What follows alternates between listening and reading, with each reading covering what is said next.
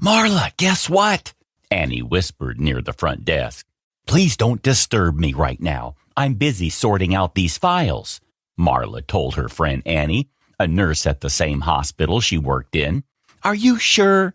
Annie asked, trying to convince Marla to listen to her. "Of course. This is the third time since this morning you've come to me with another lame story of yours," Marla said, trying her best to sound annoyed when she wasn't. All she wanted to do was get done with all this paperwork. "Okay, don't blame me if Mr. Dreamian there ends up falling for another nurse," she said, slowly turning around as she was walking away. She knew she wouldn't have to. 1, 2, 3, she counted in her mind. "Wait, what? What happened to Mr. Dreamy?" Marla asked, jumping out of her chair. "Well, now that you're willing to listen, let me tell you that the best nurse in this place, yours truly, has come with the best news. Mr. Dreamy is out of his coma," Annie said, waiting anxiously to see her friend's reaction. "What?" Marla yelled. The people around the front desk turned and began staring at her as if she had lost it. "I have to go," she said, rushing off to his room. She entered and found the handsome young man lying on his hospital bed. It had been 3 months since he came to this hospital in a coma. They found his body deep in the forest, with nothing to identify him. Since then, for the past 3 months, Marla had been taking care of him as if it was her only responsibility. Part of this was because she felt terrible for him. He didn't have a family or anyone else to come and look after him. The other reason she did so was that she had a crush on him, which everyone in the hospital could safely assume. Hello," he said, bringing the young nurse out of her thoughts. Had she been standing there like an idiot all this time? "Good afternoon, sir. I'm Marla, and I have been taking care of you for the past 3 months, she explained. "Thank you so much, Marla. And yeah, the doctor told me I had been here for 3 months. So hard to believe," he said, shaking his head in disbelief. "I'm Kevin, by the way. I wish I could tell you more about myself, but that's all I remember right now." Marla knew that this would happen. The doctors had been discussing how he would have lost his memory. She was surprised he even remembered his name. "Don't worry, it's the trauma. The chances of you getting your memory back are pretty high," she said, smiling. Kevin smiled back, which was how this adorable nurse and a patient love story began. For the next 2 weeks, Marla spent all her free time with him, and Kevin loved her company. When it was time for Kevin to be discharged, he realized he didn't have a place to go. He didn't even know where he was from without family, money, or friends. That was when Marla was kind enough to offer him her place to stay. Of course, she had her interest, and by now Kevin was into her as well, which is why he couldn't turn down the offer. The two fell deeply in love, while everyone who knew them commended Marla for all she had done for him. She used her limited income to care for him, making Kevin feel guilty and ashamed. Due to this feeling, when he ultimately recovered, he decided it was time to find a job and help Marla out. For the next few days, he would search for job openings everywhere. As he didn't have a degree, he knew he would have to settle for a low-income job. But right now, anything would do for him. He loved Marla and hated seeing her work so hard to make ends meet. That too, all on her own. After weeks of sending job applications and giving several interviews, Kevin finally got a call from a home improvement agency looking for a plumber. Because he did not have any plumbing experience, they offered to train him for a month, after which his salary would begin. The money wasn't a lot, and the month-long training would mean an additional traveling cost, but Kevin knew he had to start from somewhere. Marla was as supportive as a partner, making Kevin believe she was his guardian angel. The training month passed like a breeze, and Kevin was ready for his first plumbing job. He was sent along with his team to the house of a wealthy lady. She had recently received a lot of money from her husband's life insurance and decided to renovate the entire home. This house was in another state, but she wanted the best work, so she asked their company to do the job and agreed to pay for the travel expenses. "These rich people, huh?" said Allie, the company's electrician, who had also become a good friend. They have so much money that they run out of things to spend. Tell me about it, Kevin said as he walked into the vast mansion-like house. The moment he took his first step, he began to feel claustrophobic. What happened? Allie asked, noticing that Kevin had started sweating. Nothing. My head hurts a little, Kevin said as he found the closest sofa and sat down. He began to rub his head as his headache continued to become worse. Leaning back on the couch, he stretched his arm, and a small photo frame fell on the side of the table.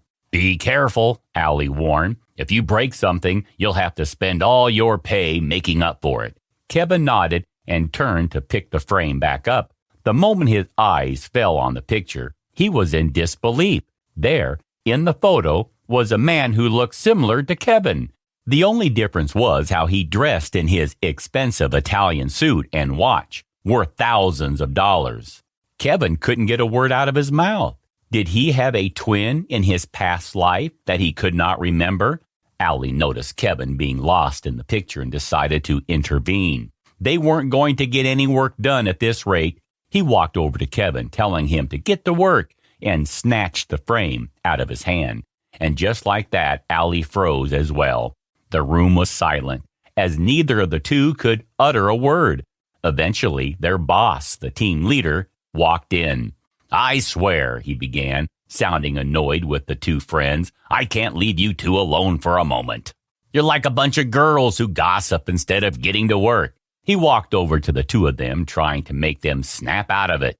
Whose house is this? Kevin finally managed to ask. What is it to you? Said his boss. Kevin stood up, took the frame from Allie's hand, and handed it over to his boss. Okay, this is weird. I know this house belongs to a widow whose husband recently died. After his death, he just got the insurance money and decided to spend it on redecorating this house. The moment he heard this, Kevin began getting flashbacks. He was a rich and influential businessman who believed he had it all.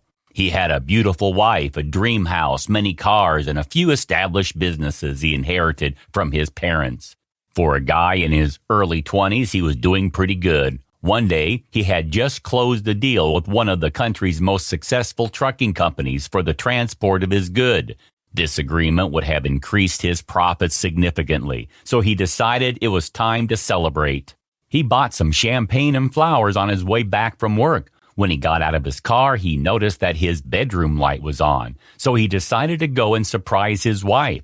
Walking in, he quietly closed the door and went upstairs. There he heard sounds of moaning and kissing. He couldn't believe his ears, so he decided to see them with his own eyes so that he doesn't make a fool of himself later. He entered the room and saw his wife in bed with one of his closest friends. Seeing him, they both jumped out of bed and began to cover themselves. Michael, she began. This was his real name. This isn't what it looks like. So first you cheat on me and then think I'm stupid? Kevin, or Michael, asked. And you, I trusted you. We were friends. How could you do this behind my back? So Michael went forward and began to punch his friend. When all of this was going on, he felt something heavy hit him on the head from behind, and that was the last thing Michael could recall. Someone please call the police, he said, trying to catch his breath after the frightening flashback.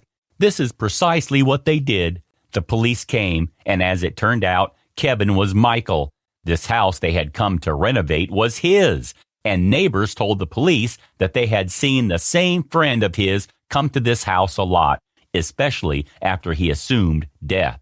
Everything Michael remembered turned out to be true. The police brought his wife, Rachel, and his friend into custody. At first, they refused all the allegations entirely, but after intense interrogation, they could not handle the pressure and told the entire story.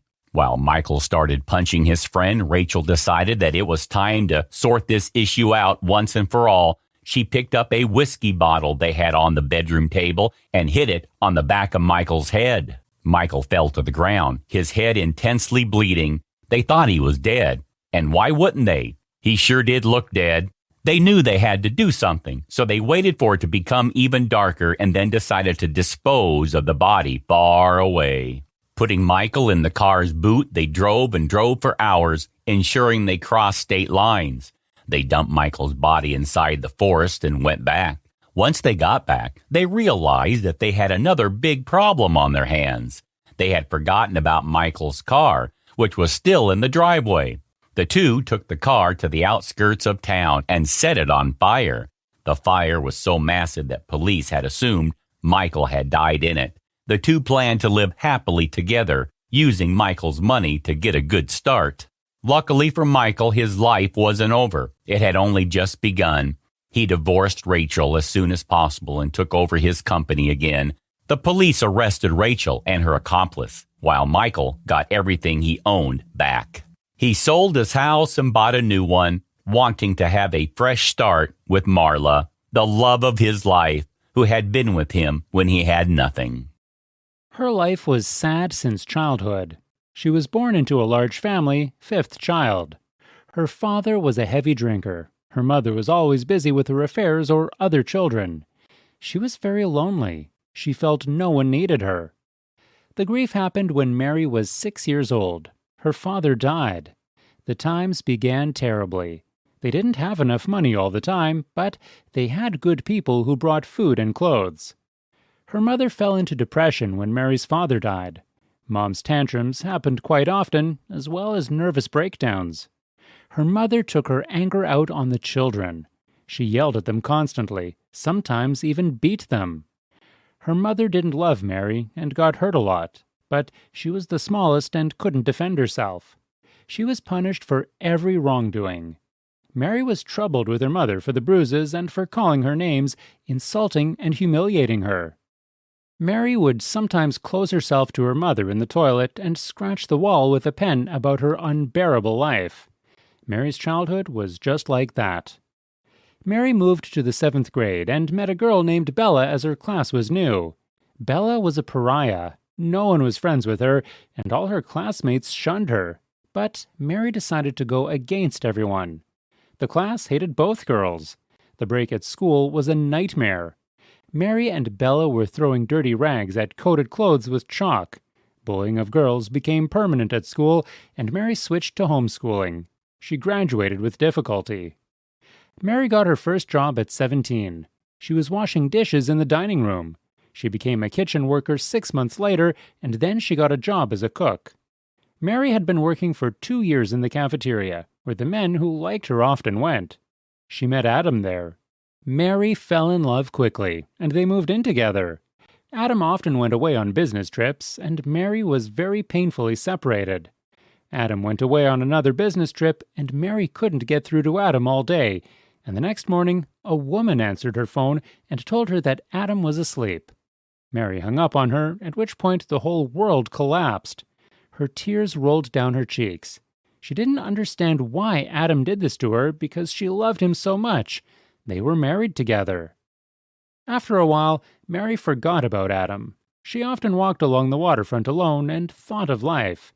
Adam was waiting for her in a dark alley with a knife one night. He grabbed Mary from behind, hit the building hard, pulled out a knife, and stabbed her in the ribs. Mary was shaking with fear and horror. She could not yet understand that Adam was standing behind her. He turned her around after 2 minutes, and she was stunned. Adam was high. His eyes were angry, full of rage.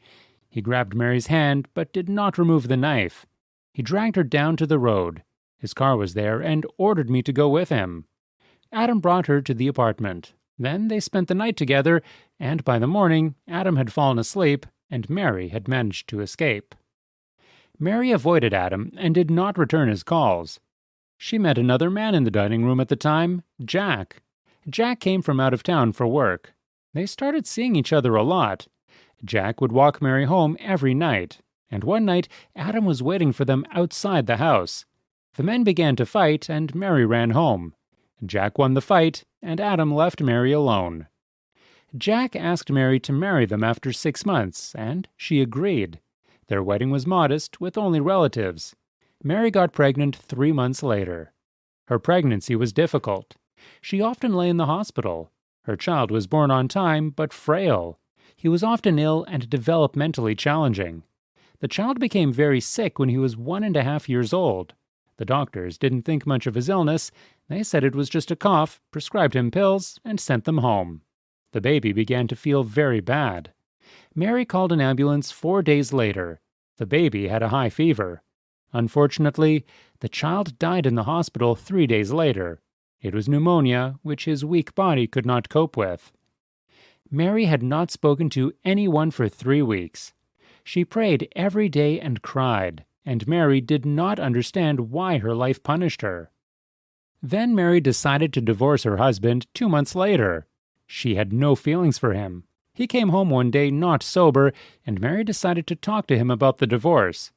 He beat her very badly that evening. Jack was kicking and punching her. Mary was drowning in tears, begging Jack to stop hitting her. His punch was powerful. Jack kneed Mary on the head. Mary passed out. Jack became sober the following day. He realized what he had done. Mary filed a police report on Jack at the time. Jack was called to the police, and after talking to the police, he returned home. Jack kneeling and begging Mary to withdraw the statement from the police. Mary was very angry with Jack, but agreed to start the application if they divorced quickly. Jack agreed. The property was sold, and the money was divided equally. Mary was trying to forget what had happened to her over the past few years. She called her friend Gwen, who had been friends for a long time, and Mary called her to meet her. Gwen was popular with men, so she had many friends. She brought Mary to her friends. There were many handsome, charming men, but Mary only noticed one. Michael turned out to be. He was tall, slim, and hilarious. He grew up in a good family. His father was a prosecutor. Michael went to police school, but never graduated from police school. He tried to work as a lawyer, but failed. He did not work permanently. They quickly hit it off. Michael went to work for a month. They called each other every day and got much closer. They started dating a month later. Michael was very romantic, sometimes gentle. He asked Mary to live together. She moved into his house. Everything changed at one point when his father died. Michael suddenly became very angry and cruel. His father gave him money and protected him from crime before, and everything changed at one point. Mary and Michael ran out of cash. Michael was left in debt, and Mary was threatened. Mary worked as a small store salesman then and had barely enough money to buy groceries and pay utility bills. Michael owed a lot of money, so they had to move to another town because they threatened his whole family. They moved to the big city, rented an apartment, and started a new life. Mary was trying to find a job, and Michael was pretending to look for a job. He wasn't going to work. Money started running out. Michael's mom sent them more money, but she said it was the last time. Soon, that money was running out. The rent had to be paid. Mary sold her computer out of despair. The money came from the sale. It was enough for a month. Mary was sitting by the window and didn't know what to do. There was no money left, no job, no rent. A fight arose amidst these problems between Michael and Mary ran into the bedroom and closed the door, and Michael was furious, and he broke down the bathroom door. He realized what he had done, told her to pack her things, and said they were leaving the next day. Michael called his friend, and he came to pick them up. Michael's friend took them to Michael's grandmother's. Mary got a job after 1 month, and she got a job at a small bakery. She worked every day because there was no money. Michael lay on the couch all day, and when his grandmother kicked him out of the house, he didn't come back sober and angry. Michael said a week later that he had found a job. The job was at the construction site.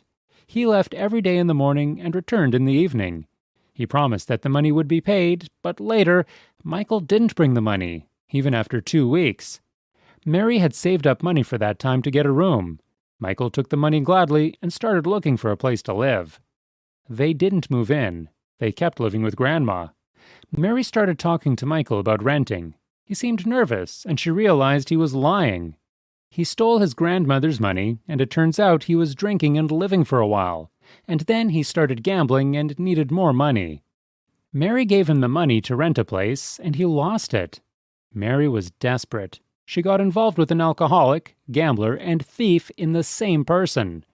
Michael was proud and was not ashamed to tell everyone that his dad was a prosecutor. Everything was revealed, and then there was a terrible scandal. Michael grabbed Mary by the hair and began to beat her in front of his grandmother. Mary had endured everything. She had nowhere to go. Mary was almost broke, and home was a long way away. Grandma left after 1 month and left their things on the landing. They spent 3 days on their belongings at the entrance. Michael called his mother, who sent a car to pick them up. They came home. Mary got a job back at the store, and Michael took his time with work. He had spent his father's money before and didn't want to do anything. Michael started drinking a lot of alcohol from idleness. Life was unbearable for Mary. He caused her scandals at work and insulted and humiliated her. Mary called the police often. Michael avoided responsibility because he had many friends among the police. Mary tried to break up with Michael. He stalked her, threatened her, and beat her on the street. She was afraid to leave work sometimes to go home. Michael's mom told her she was sick of it. She blamed Mary for choosing Michael. Michael stopped drinking a month later, started acting normal, and they started dating again. Michael got a good job as a driver 4 months later. The business trip dragged on, he didn't pick up his phone all day, and the next morning a girl answered his phone and said that Michael didn't want to talk to Mary. The world collapsed for the second time. Mary didn't believe it was happening to her. The story repeated itself as with Adam. Mary was in utter despair. She didn't want to see anyone. She didn't talk to anyone. Mary shut down and became depressed. She couldn't survive the betrayal again because she forgave Michael so much, tolerated his abuse, and he did that to her. Mary saw only one way out. Mary met a lovely man named Tom on Tinder. He lived in a different city and invited Mary to come and meet him. Mary decided a month later. She took some things and visited Tom. The acquaintance was excellent. They spent a wonderful 3 weeks together, but had to return home. Tom only let Mary go on the condition that she return in 1 month and move in with him forever. Mary settled all her problems in 1 month, packed her things, and moved in with Tom. She wanted to leave all her memories of resentment at home and never think about them. After all, she was finally going to have a good life. Mary had moved in with Tom. A year had passed since then. Mary felt beautiful. No one had ever hurt her in that house. The nerves returned to normal. Mary became much calmer. The man was with Mary, who cared for her, not bullied her. Tom was a hard-working and responsible man. He never humiliated or betrayed Mary, so she loved and valued him so much. They often went for a walk in the woods. Mary remembered walking alone, and now her walks were always with Tom. He supported her always, even in the most foolish endeavors. Mary turned 30 today and became happy. She managed to forgive all those who hurt her. She was able to forget almost all the terrible things she did. She became much kinder to everyone and learned to trust people again. Life began with a new line. Now, all the bad things are behind us. Debbie has been on the run for a new job for a while now. She has been staying up from dusk till dawn on her PC, surfing the internet to get first-hand information about any vacancy. Things, no doubt, have been tough for Debbie ever since she lost her loving husband. Debbie's late husband was a military man. He was in the U.S. Army for years. He slightly lost his life in war after his daughter was born. Debbie became a widow and a single mother simultaneously. Her family was the only one she could fall upon, but unfortunately they neglected her after the death of her husband. According to them, they weren't ready to help because they had warned Debbie before the husband's death not to get married to him because of his profession. They didn't want Debbie to get married to a soldier because, in their opinion, soldiers are liable to die young. So, for this reason, they all deserted Debbie for being disobedient and following her wish only. Debbie had to cater to herself and her new baby girl. In this quest, she enrolled in 2 part-time jobs. She did one from dusk till noon and resumed the other from afternoon till dusk. That was the work pattern for Debbie for years. That was how she could provide the basic things her kid needed. She was a great mother. Regardless of her tight schedule, she ensured to provide time for her baby girl, Victoria. She dropped her off in the morning and picked her up in the evening. They lived in a mini apartment, and she had a smooth relationship with her immediate neighbors. When Victoria clocked 3, Debbie thought it was wise to enroll her in a nursery school. While she had the bump of Victoria and her husband was still alive, they often talked about how they would raise their kids. Debbie's husband assured her that his kids would get the best treatment any parent would offer, starting from their introductory level to adulthood, irrespective of what it would cost him. And even after her husband's death, Debbie promised to fulfill his promises, as that was the least she could do in his respect. After all, that was what he wanted for his kid. Debbie enrolled baby Victoria in the best school in the city. Although expensive, she was ready to bet on it with her life savings. It wasn't too difficult to keep up with it at first, since she had planned well and saved for a day. However, she could only go for a short while. Her savings got exhausted within 2 terms. She was living a big man lifestyle for her kid. She thought of calling it to quit at some point, but her husband's purpose wouldn't let her. She decided that instead of giving her daughter a low-standard education, it would be better to increase her income to balance the high standards she envisaged for Victoria. Fortunately, Debbie was able to secure a job with a big firm. It was more like a contract that was to last for 2 years. It was a big one for her and a breakthrough that came at the best time. To top it all off, she was allowed to work from home. This allowed her to spend more time with her baby girl after school hours than before. Her job wasn't a hectic or tasking one. She was the firm's auditor, and she did her work diligently. Most of their meetings and conferences took place on Zoom. This went on till Victoria was 5. She was done with nursery and set for pre-high school education, which would cost much more tuition fees. Debbie's contract had just expired, as it was 2 years already. Unfortunately, the firm was not ready to retain her. This had nothing to do with incompetence or unsatisfied service, but strictly the organization's rules. They hire auditors who come highly recommended every 2 years. They preferred to shuffle auditors because of 2 reasons. Their excuses were that they didn't want anyone feeling entitled to their company, a significant reason why they made their auditors work from home. Secondly, they understand the post is big and pays handsomely with just little work. They didn't want a single person to enjoy the benefits of that.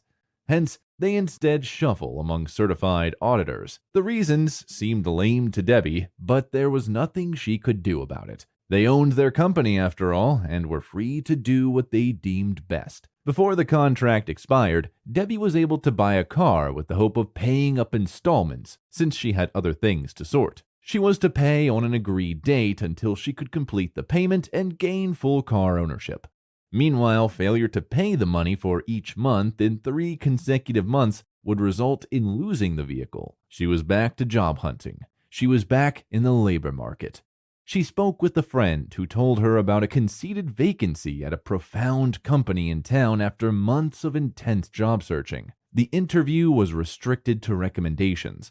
You won't secure a job with the company if you do not come highly recommended. The company only interviewed prospects and potential employees on weekends, Saturday to be precise. That was weird too, but all of that didn't matter. All she hoped for was to get a job to meet up with her outstanding bills. She had to go with Victoria because it was a weekend, and she didn't want to leave her home alone. When she got to the company, she met up with the interviewer.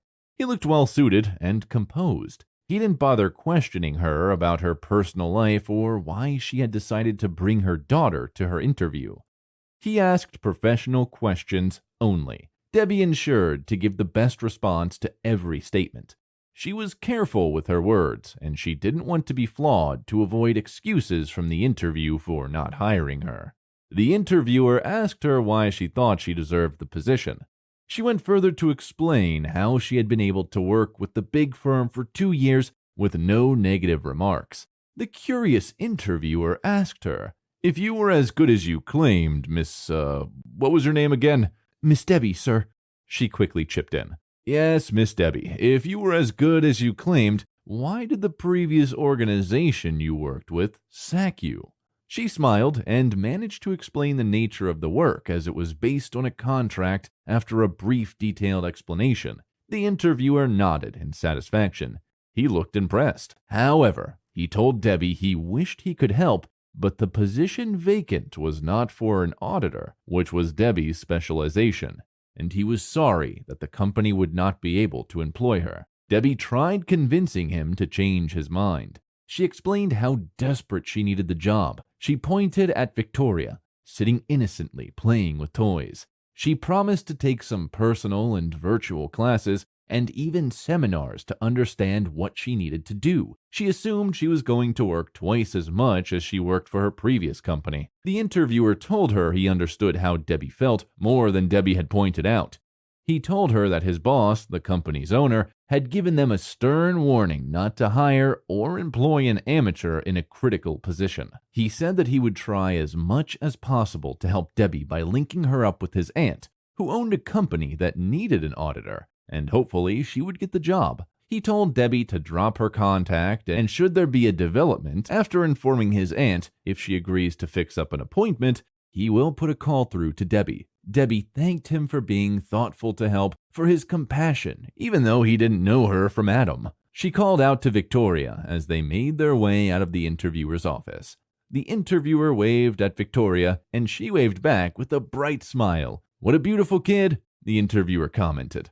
As they left, they approached where Debbie had parked her car. Surprisingly, she saw a young man trying to lock her car tires. She anxiously questioned the young man's act. The man ignored her questions and instead replied to her with another question. "Aren't you Miss Debbie Pax?" Debbie's eyebrows raised a bit after hearing this. "This person must know me," she thought within herself as she managed to answer the question. The man introduced himself as a worker from the company where Debbie got her car with the agreement to pay on installment.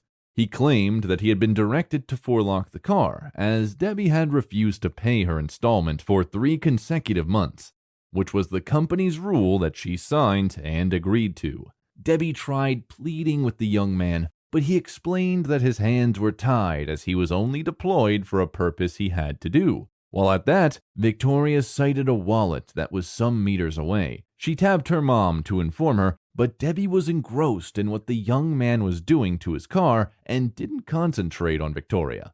Victoria walked down to where the wallet was lying and picked it up. Miraculously, she found well-stacked cash notes in the wallet.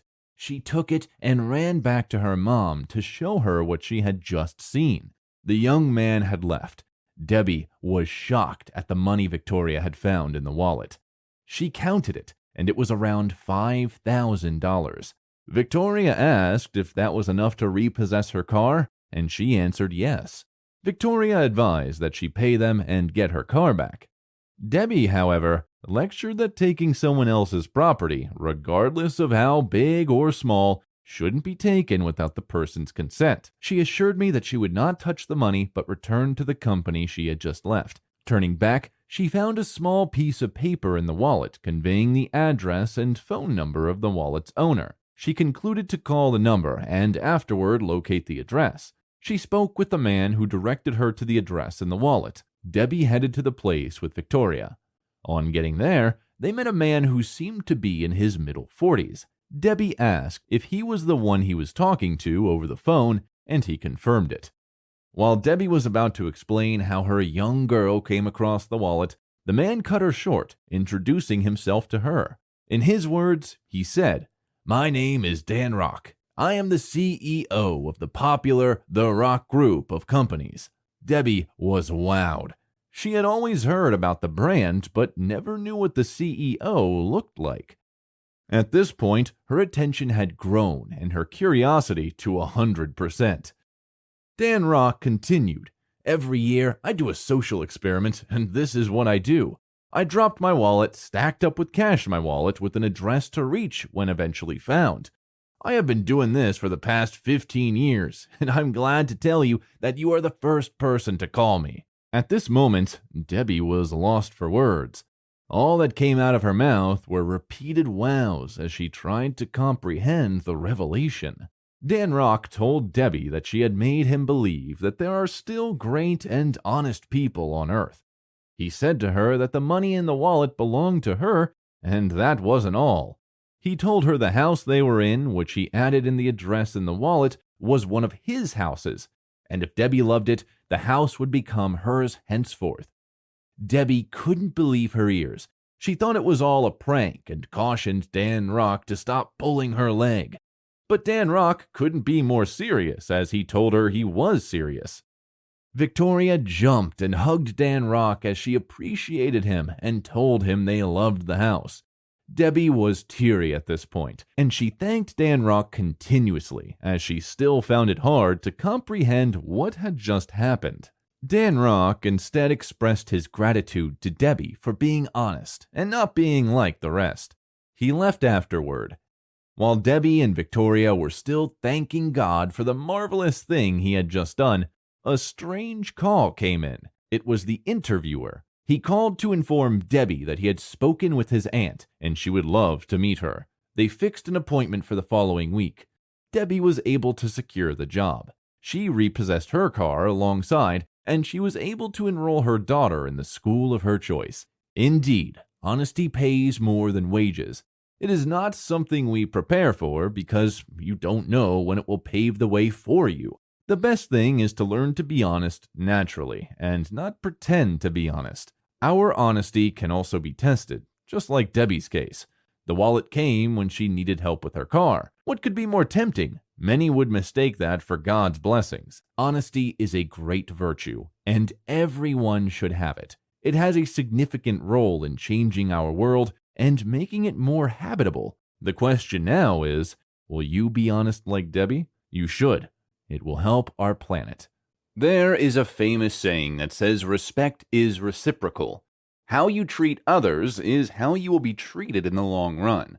Jacob is a famous website designer who has done many excellent jobs for people. He was always profound at work. He hardly has time for himself or his wife. A successful man cannot fully achieve greatness without the help of a determined woman, they say. Jacob married a beautiful woman who had a long fit into his lifestyle. She loves him wholeheartedly. However, they both lack communication, which the wife has always complained about. Whenever she brought up the topic, Jacob's usual excuse for not keeping up was his job. The wife continued to bear this for her love for him. They had no children yet, as he was always too busy for her. Jacob has a couple of friends they grew up together, and their relationship, though far away but to a reasonable extent, was excellent. During a rare discussion with his friends, they decided it would be nice for them to meet up like old times and catch up with old-time stuff. Every one of them was so successful in their respective business lines, but it seemed only Jacob's family had been so unpleasant as they were the only ones without kids. He reluctantly accepted the get-together. The amazing thing was that it would take place in his house. He didn't see it as a big deal, so he never spoke to his wife about it or tried to ask for her opinion. She was not going to say no anyway, and it's my house, was his conclusion. His pride and ego were the significant problems the wife had to deal with since they were married. She learned about the get-together through her friend Helen, who happened to be the wife of Jacob's best friend, Mason. She was at first furious about the discovery that she wanted to confront Jacob out of anger, but as usual, she had consoled herself with the reason that Jacob might want to surprise her. She blushed over it and smiled at the lie she had just told herself. He finally told her casually on the day of the visitation, then headed out for the preparation without any further information about what the party should look like. A few hours was all that they needed for the preparation, as the sitting room had been converted to a party ground. Everyone loved the room's design and how she transformed the sitting room in no time. They all commended her creativity. She got nice compliments from the four families. She must have anticipated her husband's response, but to her greatest disappointment, he never said a word about it. The party started, and the families seemed to have a lot of fun as the men laughed and shared childhood memories. The atmosphere was filled with nostalgic moments. While the men talked and teased about their childhood, the ladies were about fashion and the latest trends in town. It was a beautiful moment filled with a lot of positivity and vibes. Not long after, the alcohol they took began to have the best of them. It was already affecting all of them. They decided to sit down and talk about how their lives had been. They decided to talk about each person's challenges and how best to help one another. Their union had a good purpose, and all of them kept talking about how wonderful their marriages had been and how they had been getting along all this while. Jacob's wife was jealous of them because she lacked most of the things they enjoyed in their marriages. When it was time for Jacob to talk, he ran his mouth and said many things about his wife. He belittled his wife and even concluded all she was good at was eating. He said she had been lazy, and he was the only one working, and seemed to spend his money on unnecessary materials. All the guests in the room were so shocked and disappointed. Jacob didn't see a problem in what he did. He didn't understand how embarrassing that moment was for his wife. He kept nagging, and each time the wife tried to defend herself, he shut her up.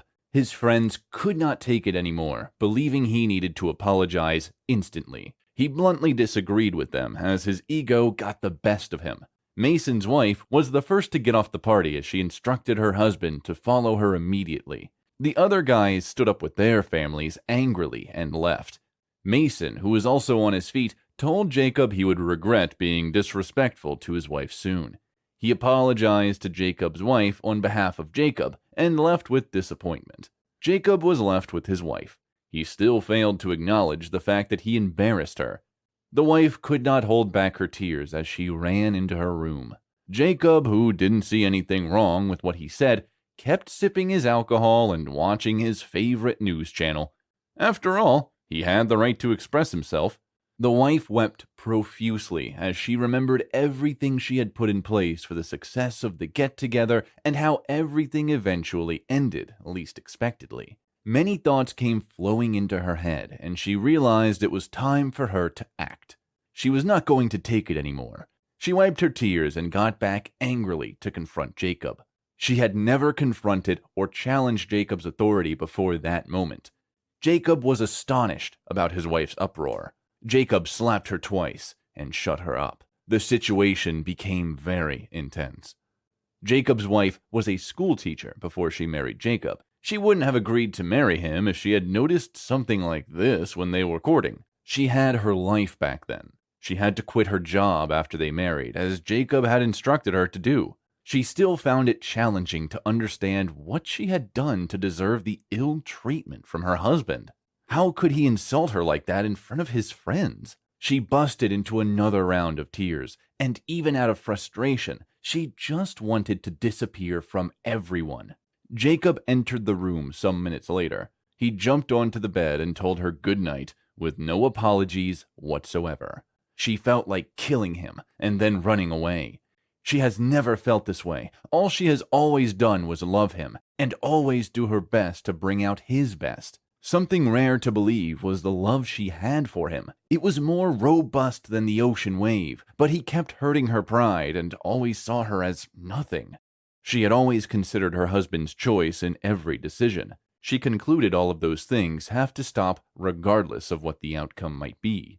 The worst was going to be divorce. At least it was better than staying in this bondage called marriage. Her love set in again as she wished he could change. She concluded she would look for a new job the following day. She had to keep herself busy. She got a call from Mason early the following day. Mason knew Jacob better than anyone and was sure his pride would not let him apologize. He had always been like that, even at work, but he remained a vital part of the company's plan because he was among the few best in his department. After the call, she dressed up and left home. That was new, so it surprised Jacob, as she didn't clean the house or even make his breakfast. She never joked with Jacob's breakfast. Jacob entered the kitchen and prepared his breakfast himself. When he got to the kitchen, it looked untidy, all thanks to the get-together that didn't end well because he was telling the truth about his wife. He smiled when he remembered how Mason's wife reacted to the situation. He fumbled with the breakfast and even stained his clothes. That was his best, he growled. It wasn't difficult to secure another teaching job because of her past experiences and her intelligence in teaching. She soon found a job in mid-school and was to start work the following day. She stayed in a coffee shop down the street to reflect and strategize about her new job. Jacob did not seem to be himself at work. He managed to fit into everything, but it seemed nothing was clicking or connecting. He needed to talk to his wife, who had always been his companion. She always had the best advice for him whenever he was in an awkward situation.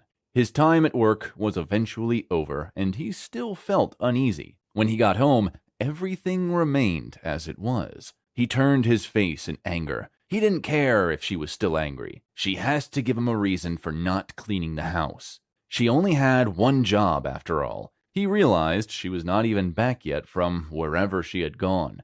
He became worried despite his act and pride. He loved his wife, even though his actions often countered that. He picked up his phone to call her, but she refused. She kept ignoring the call. She later decided to sleep in a hotel and plan what her new life would look like. No matter how much love, the moment the relationship started getting out of hand, it is better to walk away. Jacob could not meet up with how untidy the house was.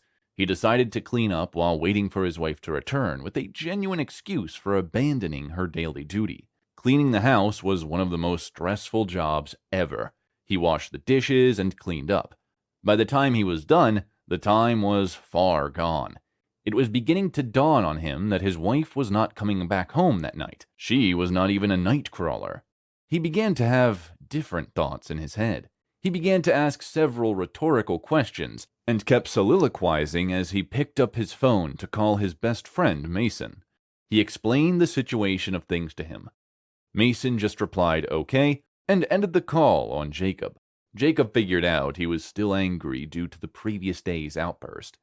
He decided to go to bed. The night wasn't fair to him. His tummy would not let him rest. He was an ulcer patient. He needed to eat at least a bit before taking his medication. If she were available, she would ensure he was fine. She cared that much. Jacob survived the night.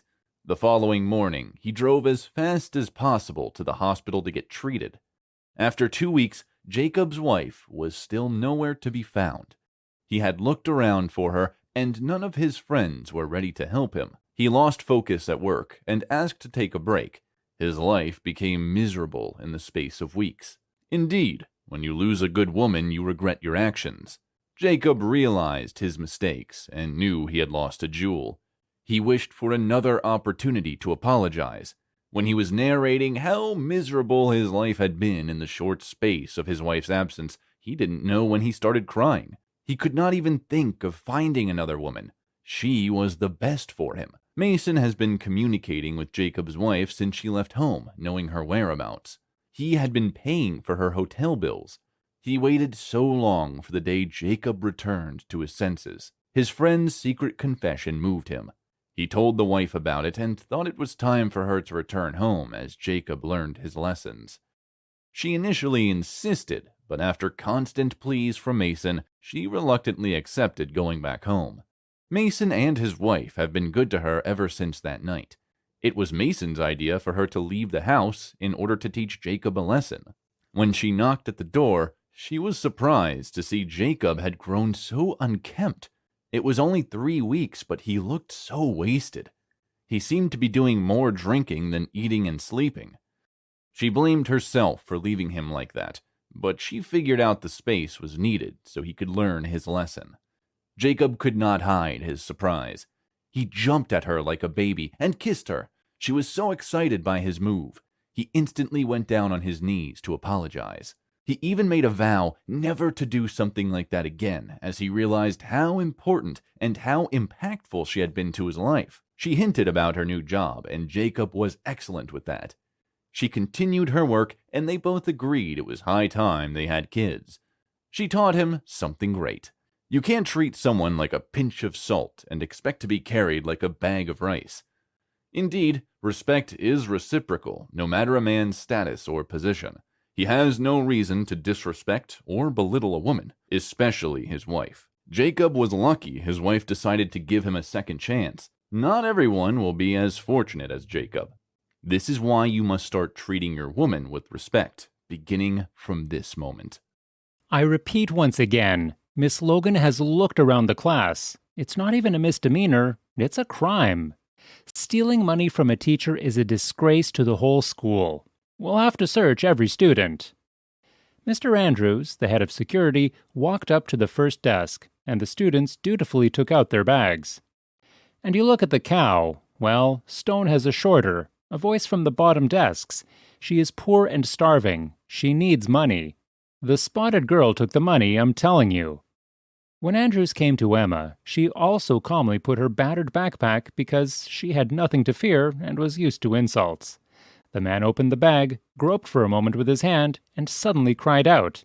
He pulled out his hand, in which he was clutching the purse. "It's not yours. It belongs to Miss Logan." "Cheeky! You think you're stealing from my school? Well, I'm going to give you a hard time right now." The guard hung over a girl who didn't understand. "It's not mine, and I didn't take anything.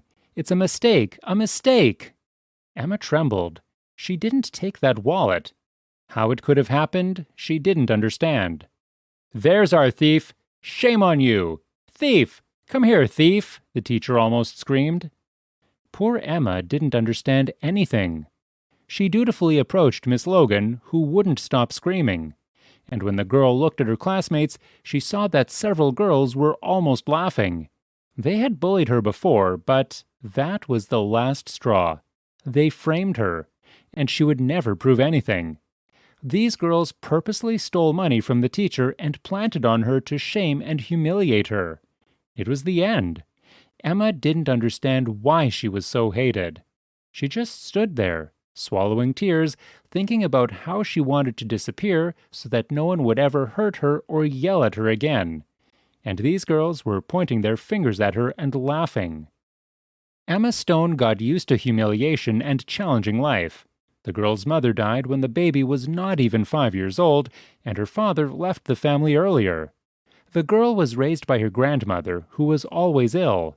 Money was always scarce, and Emma was accustomed to poverty and constant criticism and humiliation from others. Older girls always beat her and called her names for her clothes. She lived on the outskirts of town in a small house that didn't even have proper water. Emma always dreamed of breaking out of poverty and buying herself and Grandma the best. She suffered from childhood from a rare disease, vitiligo. Emma's dark body was covered with bright spots of various shapes and sizes. Only her pretty face was untouched. Big, kind eyes, beautiful features. For some reason, nobody noticed it. Everyone saw only skimpy clothes and hateful spots. The girl tried to wear closed clothes, even in the heat, but it did not help her. Her classmates constantly bullied her and called her names. They only called her Cow, and no one called Emma by name. The school's teachers turned a blind eye to all the injustices, and the old grandmother couldn't do anything. She cried in the evenings, seeing the suffering of her beloved granddaughter. The girl often dreamed that her wealthy and successful father would appear one day and take them out of poverty. But Dad didn't show up. Her grandmother was finding it increasingly difficult to maintain them financially, and she was often sick. Emma struggled to help her grandmother, and she took a part-time job. The money theft at school was the last straw, and Grandma moved Emma to another school. The school children met the girl better there, but she also did not want to communicate with anyone. The teenagers avoided Emma because she was not like them. The girl accepted that no one wanted to communicate with her and be friends with her, and she became even more isolated. She wanted to leave this city. And then another new girl appeared in the class. Rita, the red-haired chatterbox, quickly won everyone's love. She was friendly and outgoing. And the main thing is, for some reason, she decided she had to help the quiet Emma in everything. It was like Rita had never seen Emma's poverty or stranglehold. She was okay with her. The girl gave her beautiful clothes, made her get a fancy haircut, and did not hide her body under robes. Rita first told Emma about her beauty and offered to go to one of the modeling agencies to try her hand. Emma refused for a long time because she didn't believe in herself or her abilities. But after high school, the girls finally decided to leave their little town. Rita went to college, and Emma decided to work part-time and then go to college. The friends promised to call each other every day. Emma got a job in a small flower shop. She still dreamed of a successful future and a promising career. Rita got the girl to believe in herself. Life was running smoothly until another customer came into the store one day. The man picked out the flowers for a long time, but then he went to Emma and talked to her. He said his name was Mr. Porter, and he owned a modeling agency in New York City, and he was just impressed by her appearance. He said he was willing to sign her right there because he saw a lot of potentials and work for her.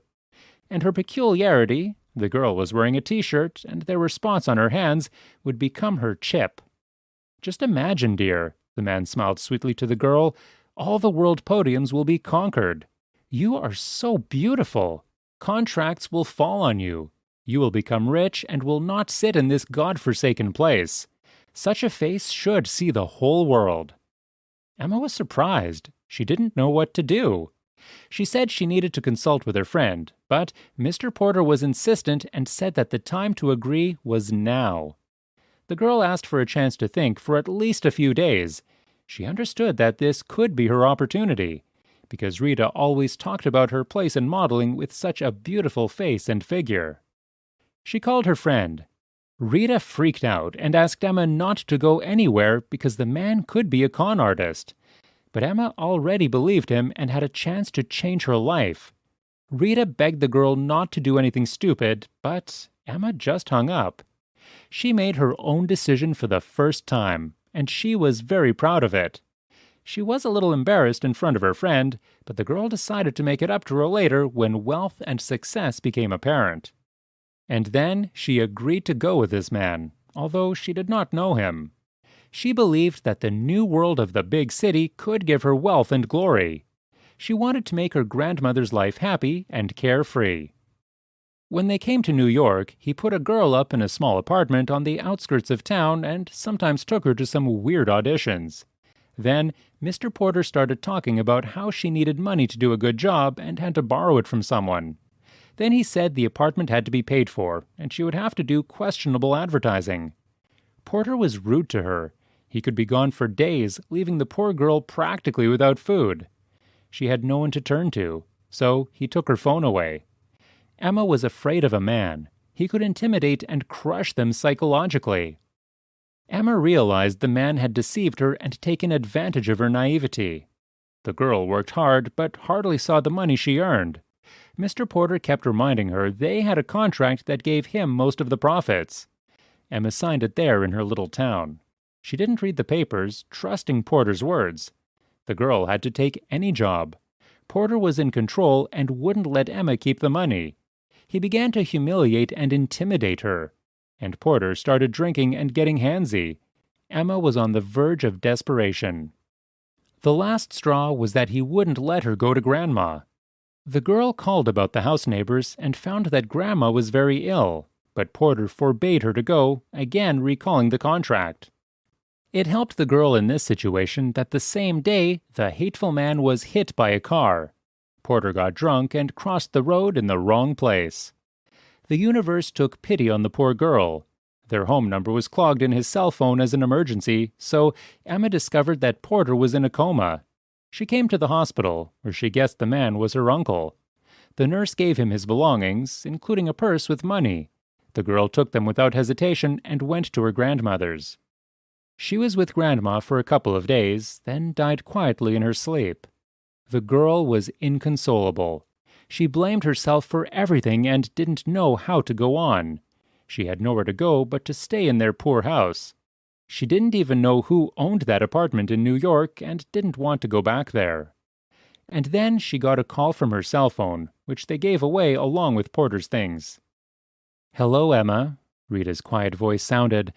"I know about your grandmother. I'm so sorry. Why didn't you call me? Because I could help you.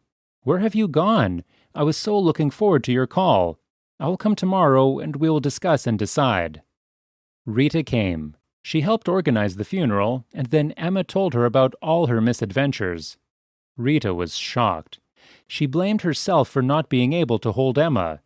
The girls cried for a long time in a hug. Both knew that the two would be easier for them.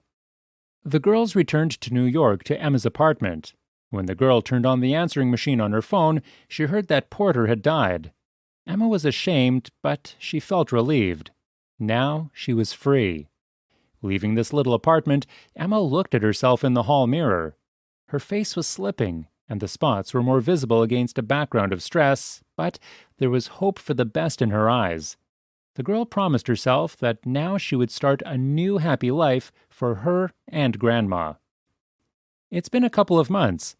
Rita introduced the girl to one of the scouts of a famous modeling agency. He was delighted with Emma's appearance and immediately offered her an entire 5-year contract. This work was not like the one she had to do before. Beautiful places and professional photographers' trips worldwide. Couturier adored Emma's texture, and the offers came in. Emma was incredibly popular, and she had her TV show where she helped young models become successful. She loved this class, and then she published a book about her hard life and became a world bestseller. Emma didn't believe any of this was happening to her. That girl in the rags can now afford to buy anything from a fancy and expensive boutique. Wealth hasn't spoiled her. She was just as humble and kind and wanted to help many people. Emma knew how hard it could be to have no one to help you. She also made Rita her assistant. She often remembered her grandmother and wished she had seen such success. The girl wanted to give as much happiness as possible to those who needed it. She opened several schools for poor children, did a lot of charity work, and helped people with the same disease as her. One day, Emma's agent told her that a fashion magazine wanted to interview her. Emma was sitting in her dressing room when the blonde woman entered the room. Emma thought she looked familiar, but couldn't figure out where they might have met. And when the journalist asked what the secret of her success was, Emma said with a smile, "You know, I have spots on my body, and I'm not ashamed of them. It is much worse when a person has a stain on his soul from what he does to others, and he is not ashamed. Be honest. Do not hurt others. Be beautiful not only outside, let the beauty come from within. I love this world, even if it is hard and painful. That's when you are guaranteed to succeed. Then the universe will give you happiness."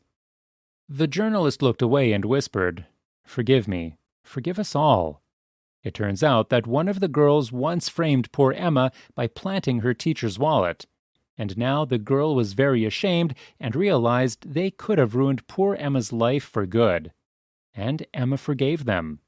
After so many trials, she didn't become evil and treacherous. She just wanted happiness and peace for everyone.